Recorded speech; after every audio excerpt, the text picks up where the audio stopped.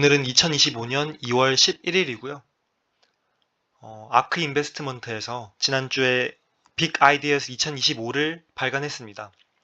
이것은 이 펀드가 예상하는 올해 가장 핵심 기술 트렌드를 소개하는 건데요. 영어로 돼 있습니다. 영어로 돼 있고 엄청 페이지가 많아요.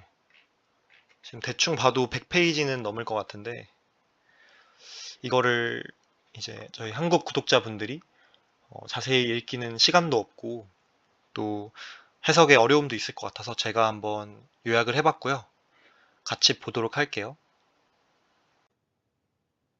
네, 앞서 설명드린 대로 이 빅 아이디어스 2025를 제가 한국어로 한번 번역을 해봤고요. 제가 나름대로 최대한 짧게 요약을 해봤습니다. 같이 살펴보시죠. 목차는 다음과 같습니다. 서론에서 기술적 융합이라는 개념을 소개하고 크게 5가지 기술적 플랫폼이 어떻게 서로 융합되는지 설명을 합니다. 그리고 차례대로 AI 에이전트, 비트코인, 스테이블코인, 스케일링 블록체인, 로보택시, 자율물류, 에너지, 로보틱스, 재사용 로켓, 그리고 멀티오믹스에 대해 소개를 합니다. 미래를 이끌 5가지 혁신 기술 플랫폼은 다음과 같습니다. AI, 공공 블록체인, 로보틱스, 에너지 저장, 그리고 멀티오믹스. 각 플랫폼들의 기술적 융합은 거시경제적인 성장을 가속화하고 있습니다. 특히 AI의 발전은 눈부시며 이는 로보택시의 대중화, 신약 개발의 시간과 가격 감소, 그리고 AI 에이전트의 자율적 문제 해결 등에 도움을 줍니다. 각 기술들의 융합은 기술 혁명을 가속화하고 있는데 예를 들면 스마트 컨트랙트 생태계는 AI 에이전트의 능력을 강화시키고 또 차세대 클라우드의 에너지 수요는 분산된 에너지 발전의 시대를 앞당기고 있습니다. 오른쪽 사진을 보면 기술적 융합에 있어 뉴럴 네트워크가 가장 큰 영향력을 미치며 또 다른 기술의 가속화에 촉매 역할을 하는 것을 알 수 있습니다. 기술의 발전은 또한 GDP 성장 및 시장의 지배를 의미할 수 있습니다. 첫 번째 AI 에이전트입니다. 이것은 소비자의 상호작용 및 비즈니스의 흐름을 재정의합니다. 챗GPT가 가장 친숙한 예시인데요. 인간의 자연어를 통해 의도와 문맥을 파악하고 계획을 짠 후 그것을 실행 및 개선하는 특징을 가집니다. 우선 이는 소비자들의 검색 패러다임을 바꿀 것입니다. 이를 통해 AI 맥의 광고 매출이 증가할 것이고 사람들은 AI 맥에 쇼핑을 하게 될 것입니다. 블록, 로빈후드, 소파이 등이 제공하는 디지털 지갑이 점점 카드와 같은 기존 결제 방법을 대체할 것이며 AI 구매 에이전트가 디지털 지갑의 시장 가치를 더욱 높일 것입니다. 기업은 AI 에이전트를 사용해서 낮은 가격으로 큰 생산성을 도모할 수 있습니다. 또한 AI 에이전트의 높은 코딩 능력 덕에 새로운 소프트웨어 밸류 체인이 만들어질 것이고 앞으로는 소프트웨어를 구매할 것인지 또는 아예 직접 만들 것인지를 고민하는 시대가 올 것입니다.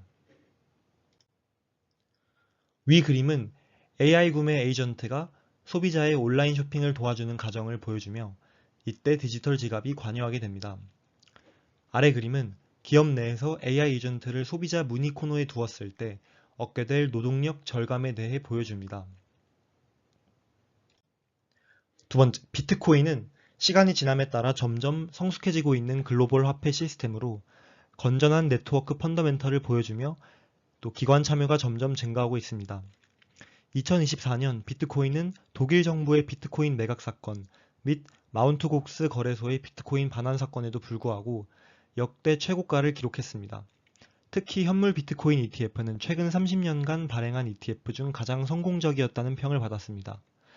해시레이트는 비트코인 네트워크의 연산 처리 능력을 뜻하는데 역대 최고치를 기록하며 채굴 경쟁이 아직도 치열함을 뜻하고 있습니다. 약 74개의 기업이 비트코인을 보유 중이며 2030년 기준 최소 30만 달러에서 최대 150만 달러의 가격을 예상합니다. 스테이블코인은 디지털 자산 공간을 재형성한다고 합니다. 2024년 스테이블코인의 거래 금액은 비자와 마스터카드를 능가하는 15.6 트릴리언 달러를 기록했습니다. 세계적으로 탈달러의 바람이 불고 있습니다. 일본과 중국은 거액의 미국 국채를 판매했고 사우디아라비아는 페트로달러 협약을 종료했습니다. 또한 브릭스 국가는 스위프트망을 우회하는 등 달러 의존도를 낮추고 있습니다. 그러나 이와 반대로 디지털 자산은 점점 달러화되고 있습니다. 전체 스테이블 코인의 98%가 달러화 패깅이 되어 있습니다. 주로 스테이블 코인 발행사는 테더와 서클 등인데요. 이 중 테더는 200명 미만의 직원으로 2024년 상반기 5.2 빌리언 달러의 이익을 거두는 성과를 내기도 했습니다. 탈세계화와 탈달러화 흐름 속 스테이블 코인은 미국 국채의 새로운 수요처가 될 수 있습니다. 또한 브라질, 나이지리아 등의 개발도상국에서는 스테이블 코인이 가치 저장 수단 및 결제 수단으로 널리 쓰이면서 달러의 새로운 수요처로서 가능성을 증명했습니다. 스테이블 코인 공급액은 2024년 현재 글로벌 M2의 0.17% 정도인데 이는 2030년에는 0.9%까지 성장할 것으로 예상됩니다. 네 번째, 블록체인의 확장성은 더욱 저렴한 수수료와 새로운 유즈 케이스를 불러일으킬 것입니다. 이 표는 스마트 컨트랙트가 어떻게 활용될 수 있는지 보여주는 생태계 표인데요. 보시면 소비자 앱, 커뮤니티, 디파이, 디핀, 그리고 크립토와 AI의 결합, 그리고 인프라스트럭처에도 영향을 끼치는 것으로 알 수 있습니다. 저렴한 수수료와 좋은 효율성을 위해 어플리케이션은 주로 솔라나 레이어 1 또는 이더리움 레이어 2 체인 위에서 개발되고 있습니다. EIP4844 업그레이드 덕에 레이어 2 거래 수수료가 90%나 싸졌고 그 덕에 이더리움 생태계의 일일 활성 주소 수의 85%가 레이어 2 위에 존재합니다. 그러나 여전히 전체 TVL은 이더리움 메인 네트워크가 압도적입니다. 탈중앙 거래소, 즉 DEX는 CEX로부터 시장 점유율을 점점 뺏어오고 있습니다.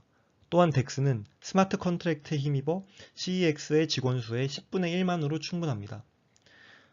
유동성 스테이킹과 재스테이킹은 이더리움 네트워크에서 이자를 얻는 좋은 방법으로 평가되고 있습니다. 한편 2024년 최고의 킬러 앱은 폴리마켓을 필두로 한 예측 시장이었습니다. 이는 주로 선거와 스포츠 예측에서 널리 사용되고요. 특히 2024년 미국 대선 예측에 높은 정확성을 보여 많은 신뢰를 불러일으켰습니다. 이더리움은 레이어 2와 업그레이드 덕에 최대 200TPS를 보이게 됐지만 솔라나는 여전히 최대 800TPS를 보이며 곧 출시될 파이어댄서 클라이언트는 TPS를 더 높일 것으로 보입니다. 솔라나는 일일 활성 주소에 있어 이더리움과 비트코인에 견줄 수 있는 유일한 레이어 1 블록체인입니다. 또한 2024년 신규 크립토 개발자 수에서 솔라나가 전체 블록체인 중 1등을 차지함으로써 요즘 대세임을 증명했습니다. 다섯 번째, 로보택시입니다. 로보택시는 가격을 낮추고 안정성을 올려 개인 모빌리티 시장을 근본적으로 변화시킬 것입니다. 전기차는 내연기관차의 시장 점유율을 계속 뺏고 있습니다. 자동차 시장의 미래는 자율주행 전기차가 될 것입니다. 10년 전 자율주행을 선도할 것이라 예측했던 기업 중 테슬라와 구글의 웨이모만 현재 살아남았습니다. 개인이 자동차 한 대를 소유하고 1마일을 달리기 위해 필요한 비용은 100년째 1.1달러를 유지하고 있습니다. 그러나 10년 뒤 로보택시는 이 가격을 0.25달러로 줄일 것이라 예측합니다. 현재 로보택시 산업의 선두국은 미국과 중국입니다. 현재 상업적으로 로보택시를 운영하고 있는 회사는 웨이모와 바이두인데 올해 테슬라가 이 사업을 개시하면 판이 바뀔 것이라 봅니다. 이론적으로 2030년에는 로보택시 수가 전 세계적으로 5천만 대까지 증가할 것으로 보는데 그중 테슬라가 최대 50%의 시장 점유율을 차지할 것입니다. 테슬라는 로보택시의 개당 가격이 15,000달러까지 떨어질 수 있다고 주장합니다. 또한 단위 마일당 가격은 테슬라가 웨이모보다 30에서 40% 저렴합니다. 로보택시는 연료, 보험료, 데드헤드 마일스 등의 가격을 절감합니다. 데드헤드 마일스는 승객 없이 차량이 운행하는 거리로 이 거리가 낮을수록 경제적이라고 평가합니다. 테슬라는 FSD 모드에서 인간 운전자가 개입하는 순간이 1만 마일당 한 번 올 것이라 예측하며 인간 운전자보다 자율주행이 더 안전하다는 사실을 데이터로 증명할 것입니다. 2030년까지 자율주행차 호출 시스템은 최대 10 트릴리언 달러, 그리고 로보택시는 최대 34트릴리언 달러 시장을 창출할 것이라 생각됩니다. 자율주행을 활용한 물류는 공급망 가격을 크게 낮출 수 있습니다. 앞서 소개드렸던 로보택시와는 다르게 로봇트럭과 드론은 상업화되기까지 더 많은 허들이 존재합니다. 허들의 종류로는 기술적 문제, 정부 규제, 소비자 파트너십, 제조 파트너십, 데이터 검증 등이 있습니다. Zipline, Wing 등의 드론 회사는 의료 목적으로 서비스를 시작하고 있습니다. 로봇트럭의 경우 미국은 아직 운전자 없이 주행할 수 없는 반면 중국은 Inceptio Tech를 필두로 서비스를 현재도 개시하고 있습니다. 로봇 배달 회사의 경우 다양한 데이터를 쌓은 곳이 상위 경쟁 위치에 있을 것입니다. 미국의 Starship Tech 또는 Serve Robotics 등 도보를 통해 주로 대학교 캠퍼스 내 배달을 하는 반면 중국의 네올릭스나 메이토아는 도로를 통해 캠퍼스 밖 배달을 주로 하고 있습니다. 2030년까지 이 시장은 최대 900빌리언 달러까지 커질 수 있습니다. 또한 군사적인 측면에서도 AI에 의해 가동되며 저렴한 드론의 필요성이 점점 대두되고 있습니다. 에너지는 AI 혁명의 원료입니다. 1800년대 후반부터 지속적으로 내려가던 미국 전기료는 1974년 미국 에너지 재정비법 이후 일정 가격을 계속 유지하고 있습니다. 특히 2011년 후쿠시마 원자력 발전소 사고 이후 관심 밖으로 밀려난 원자력 에너지가 최근 다시 뜨고 있는데요. 원자력 발전 중에서도 핵분열 에너지는 다른 대체 에너지 사업보다 효율적입니다. 특히 소형 원자로를 개발하는 SMR 스타트업이 각광을 받고 있는데 아직 사업 초기이고 많은 리스크를 안고 있기 때문에 아마 이 중 대부분은 실패할 것입니다. 그러나 이 중 살아남는 기업들은 번성할 것입니다. 한편 핵융합 에너지는 75년의 연구에도 불구하고 아직은 상업적인 성공에는 실패하고 있습니다. 원자력 에너지뿐만 아니라 태양, 풍력 등 다른 대체 에너지도 태동하고 있습니다. 한 종류만 살아남는 것이 아니라 여러 가지가 공존하게 될 텐데 테슬라는 전체 글로벌 에너지 저장의 최대 19%에 관여하고 있습니다. 감소하는 배터리 가격은 간헐적인 현재 에너지 시스템의 단점을 보완해 줄 것입니다. 한편 미국 정부의 규제 완화가 에너지 사업의 발전에 있어 필수적입니다. 다음은 로보틱스인데요. 과거에는 육체 노동을 해야 결과값이 나왔습니다. 그러나 앞으로는 이 로봇의 발달로 인해 인간은 육체 노동으로부터 점차 해방될 것입니다. 세탁기를 생각해 보세요. 로봇은 생산성을 향상시키고 산업을 변화시킵니다. 일반화 로봇은 각각 가정과 제조업에서 13조 달러의 매출을 창출할 것입니다. 휴머노이드 로봇은 인간의 손을 가지고 있기 때문에 일반화된 작업을 수행할 수 있습니다. 우리가 흔히 직업이라고 부르는 것들은 사실 여러 작업의 모음인데요.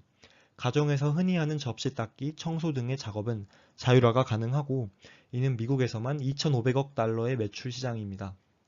로봇으로 인한 작업의 자율화는 기존의 비시장성 작업을 시장성 작업으로 전환시켜 경제 성장에 큰 도움이 될 것입니다.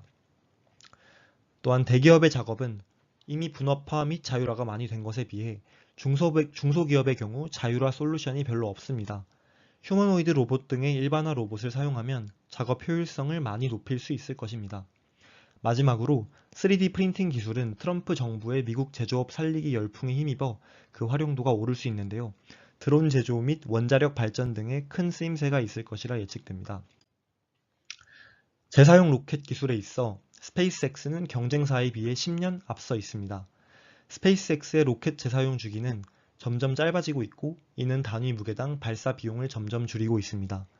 또한 스페이스X는 위성 발사를 통해 스타링크 인터넷 서비스를 제공하고 있는데 데이터 전송에 필요한 위성 대역폭 비용을 점점 줄이고 있습니다.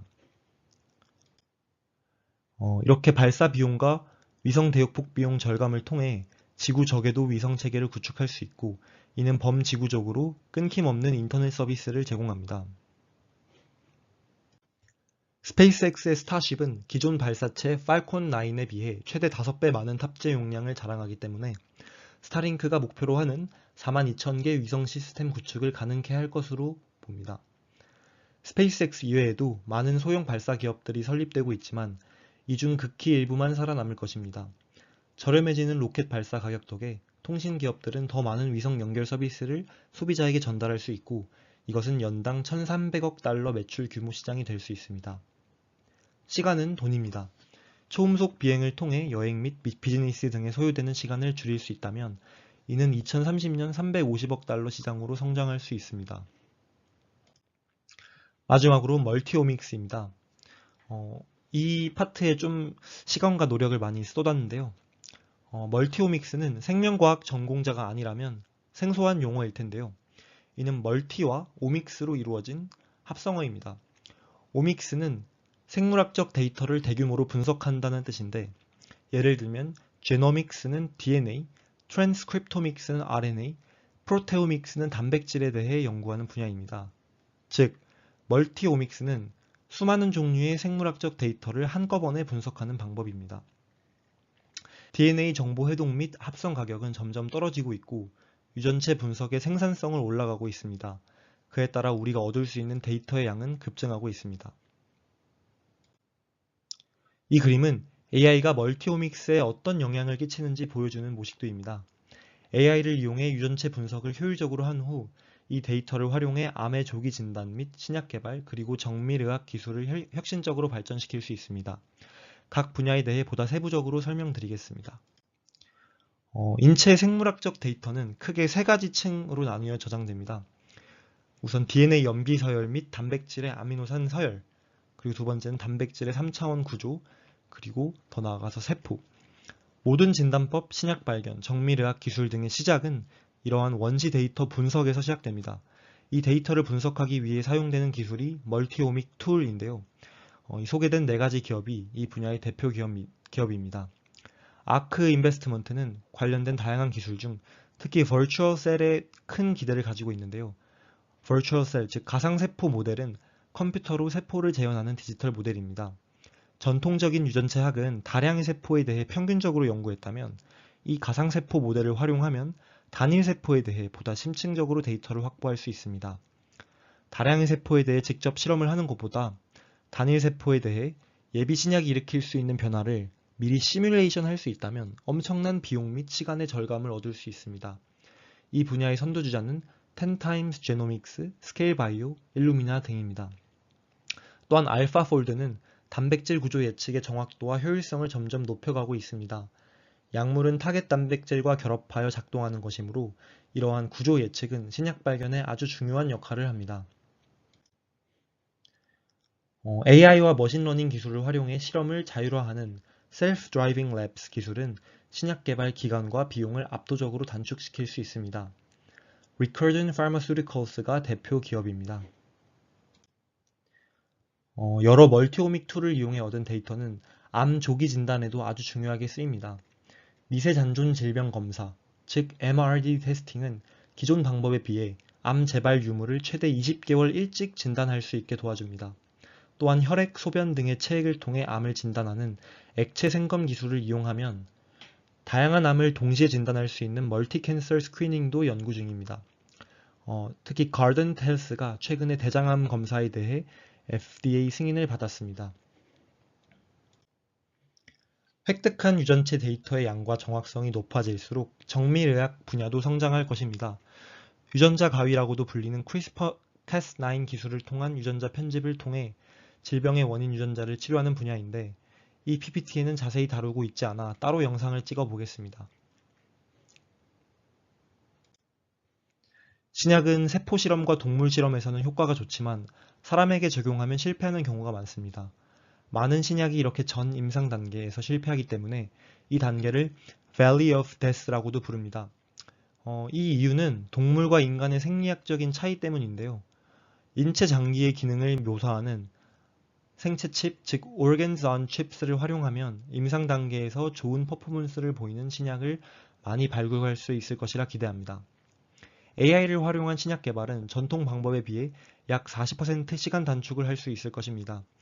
이는 신약의 특허 가치와 상업성을 크게 증가시키며 기업의 현금 창출력을 증가시킬 것입니다. AI를 적극적으로 활용하지 못하는 전통 제약사는 경쟁에서 점점 뒤처질 것입니다. 여기까지가 이제 PPT고요. 들어주셔서 감사합니다. 혹시 설명했던 것 중에서 더 구체적으로 듣고 싶은 분야나 아니면 기업이 있다면 댓글 달아주시면 감사드리겠습니다.